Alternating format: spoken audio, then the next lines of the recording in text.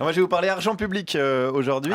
Voilà, l'argent public donc, qui permet de nous payer, nous, par exemple, producteurs, chroniqueurs, techniciens, jusqu'aux stagiaires. Non, évidemment, je déconne. Payer des stagiaires, quelle idée à la con. Saint-Pierre Gattaz, pardonne-moi. Le privé n'a pas le monopole de la traite des jeunes, rappelons-le. Comme dirait Macron, en marche vers le Bangladesh. Et l'argent public, ça sert aussi à construire des trucs plus utiles. Des routes, voilà, avoir des routes, pas des routes LCRIF. Attention, j'ai dit des trucs utiles. Non, je le sais parce que je suis allé ce matin au forum annuel des travaux publics. Plein de gens, donc, qui, dès qu'ils voient une pâquerette, imaginent quel type de béton il pourrait couler dessus. Voilà, un petit peu comme Xavier Dupont de Ligonnès quand il voyait sa famille au petit déjeuner. Et j'ai discuté, oui, c'est un parallèle un petit peu hasardeux, et j'ai discuté avec des entrepreneurs, notamment de Joseph Bonnier, c'est l'inventeur du béton armé. Qui était-il vraiment ? C'est un joli barbu, il est en photo là, à un moment là.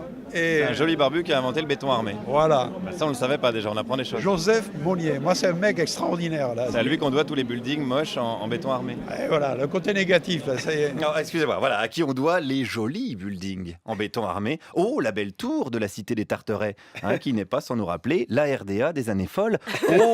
Oh, la beauté. Je ne voulais pas casser l'ambiance qui est donc à la promo du béton. Ce même monsieur avait même carrément convoqué Balzac pour vanter les louanges de Louis Vicat, l'inventeur du béton tout court. Balzac parle de Louis Vicat. Ah.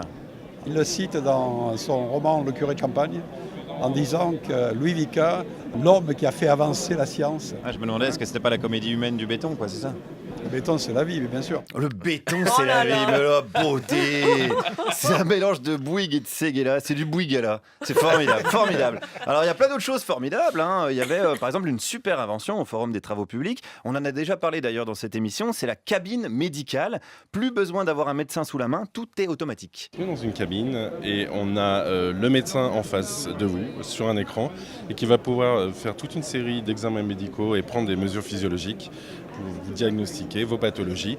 À distance. À distance, il peut même rédiger une ordonnance qui est imprimée directement dans la machine. Mais alors l'objectif c'est quoi ? C'est de plus voir aucun humain dans sa vie et de vivre dans des petites cabines ? Non, mais je vois bien il n'y a pas, certes, la cabine c'est une machine, mais on met toujours de l'humain autour de la cabine. Voilà, il y a de l'humain, mais autour de la cabine. C'est ça qui est important, mais c'est le gars du local technique, essentiellement. Donc si vous faites un AVC, il peut tenter de vous rebooter, mais ça marche pas super bien.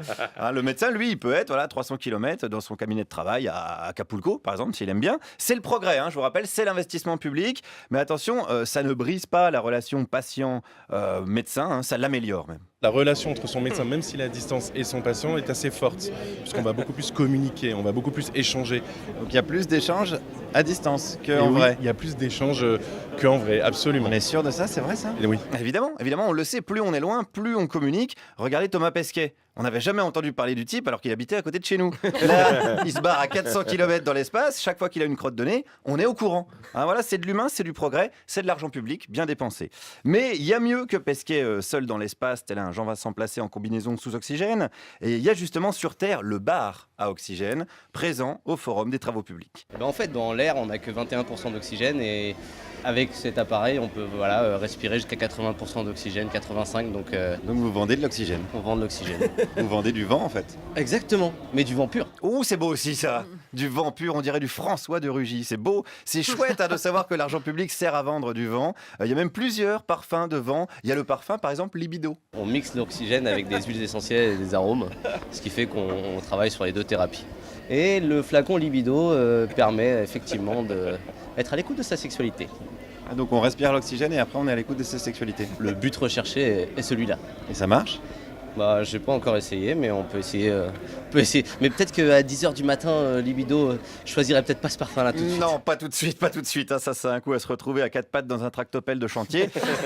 Parce que quand même, l'essentiel du forum, c'est des ponts, des routes, du bitume, de l'acier, de la bonne grosse infrastructure. Mais on a le pognon pour ça en France, d'ailleurs. J'ai demandé à un des représentants de la Fédération nationale des travaux publics. L'argent, il n'a pas disparu, il existe. À chaque fois, on nous dit, pour la protection sociale, on nous dit qu'il n'y a pas d'argent, par exemple. Il faut le canaliser au bon endroit, parce que je pense qu'il y a quand même de l'argent qui se promène. Ça n'a pas bougé.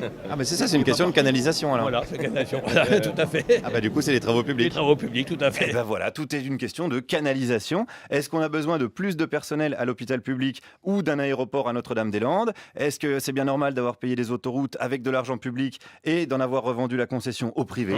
C'est vrai que parfois, on a quand même bien profond dans la canalisation.